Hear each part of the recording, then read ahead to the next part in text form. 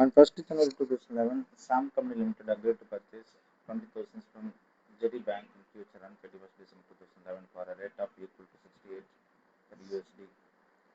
Sam Company Limited did not pay any amount upon entering into the contract. Sam Company Limited is a listed company in India and prepares its financial statement on a quarterly basis. Following the principles of recognition and measurement as laid in 109, you are required to record the entries for each quarter entered till the date of actual purchase of USD. For the purpose of accounting, please use the following information representing market to market value of forward contract at each process reporting date. On 31st March 2011, 25,000, June 10,000, September 12,000, spot at 66. அப்போ ultimate answer என்ன? Spot rate 20,000 வாங்கும்போது 68 ரூபா இருந்துச்சு. இப்போ 20,000 வாங்கும்போது 66. அப்போ 02 40,000 ரூபா தான் ultimate answer. On 1st January, Sam Company Limited agreed to purchase $20,000 from JT Bank in future on 31st December for a rate equal to 68 per USD.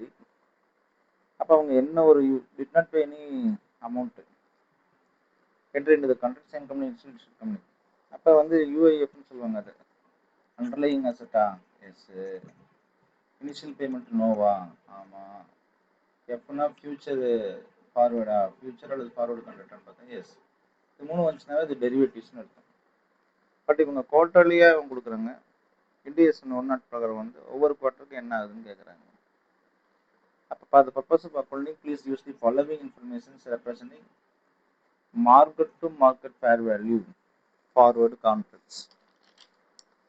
சரி, ஃபஸ்ட்டு என்ன நடக்குது அப்படின்னு பார்த்தீங்கன்னா, டெரிவேட்டிவ் ஃபினான்ஷியல் லைபிலிட்டிஸ் லாஸ்ன்னு சொல்கிறோம். First derivative வகைப்படுத்துது. ஃபார்வர்டுக்குன்னு ஒரு derivative சரியாச்சு. அது மதிப்பு எக்ஸ்சேஞ்சில் மாற்றத்தக்கது மாறுகிறது. ஆரம்பத்தில் எந்த முதலும் இல்லை, எதிர்காலத்தில் செட்டில் செய்யப்படும். அந்த மதிப்பு எக்ஸ்சேஞ்ச் அதான் சொல்லுவாங்க. அண்டர்லைங் அசெட் யூஐஎஃப் சொன்ன underlying assets, no initial investment and future settlement. Derivatives fair value through profit and loss முறையில் அளவிடப்பட வேண்டும் சொல்கிறாங்க. So derivatives always valued through FTPL. So first initial recognitions எந்த பணமும் செலுத்தலை, ஆனால் ஜெர்னட்டி கிடையாது. So first quarter MTM market to market அவன் சொல்கிறான் வந்து மார்க்கெட் டு மார்க்கெட்.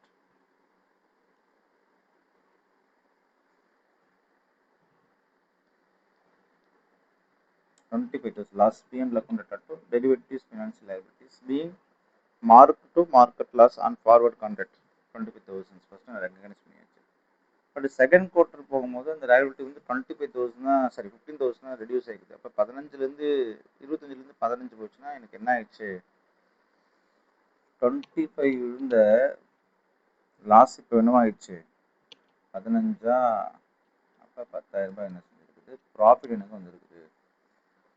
அப்போ டெரிவேட்டிவ் ஃபினான்ஷியல் 10,000 ரூபா நான் என்ன செய்கிறேன்? குறைக்கிறேன். ப்ராஃபிட்லெஸ் இருக்கும். So this is profit for that period. அடுத்தது என்ன ஆயிடுச்சு? 15,000.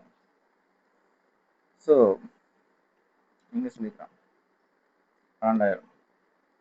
தேர்டு குவார்ட்டர் 12,000 வந்துச்சு இல்லையா? ஆல்ரெடி உங்களுக்கு எவ்வளோ லாஸ் இருந்துச்சு? 15,000 இருந்துச்சு. இப்போ 15,000 போயிடுச்சு, 0 இருக்கு, 12,000 வந்துருக்கு. அப்போ 27,000 உங்களுக்கு ப்ராஃபிட் வந்துருக்குது இல்லையா? அப்போ 27,000 ரூபாயில் 15,000 லைபிலிட்டி போச்சு. புதுசு அசெட் 2 கிரியேட் ஆகுது. எவ்வளோ? 12,000 ரூபாய் பீங் கெயின். இப்போ செட்டில்மெண்ட் ரேட்டில் என்ன ஆகுது? செட்டில்மெண்ட் ரேட்டில் 68 ரூபா கான்ட்ராக்ட் ரேட்டு, ஆனால் ஸ்பாட் ரேட் 66 ரூபா தான் இருக்குது. அப்போ 68 ரூபா நீங்கள் கான்ட்ராக்ட் போட்டிங்கன்னா ஸ்பாட்டில் 66 ரூபா தானே இருக்குது. அப்போ 2 ரூபா உங்களுக்கு தான் லாஸு. அப்போ 20,000. அப்போ 40,000. இப்போ ஃபேர் வேல்யூ அட்ஜஸ்ட்மெண்ட் எப்படின்னா, முன்பு நீங்கள் 12,000 ரூபா எடுத்தீங்க, ஃபைனல் லாஸ் எவ்வளோன்னு பார்த்தீங்கன்னா 52,000 ரூபாய். எஸ்,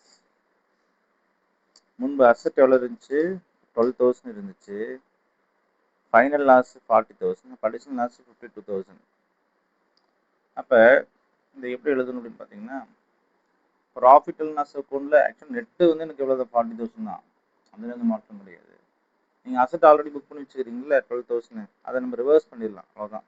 ஏன்னா லாஸ்ட் நம்ம கடைசியாக புக் பண்ண போகிறது 40,000 தான் புக் பண்ண போகிறோம். அப்போ ஆல்ரெடி நீங்கள் அசட்டில் இருக்கக்கூடிய 12,000 வந்து நீங்கள் இந்த 12,000 ஆல்ரெடி அசட் இருக்கு இல்லைங்களா, இப்போ உங்களுக்கு 40,000 லாஸ் வந்துருக்குதுன்னு வச்சுக்கலாமே.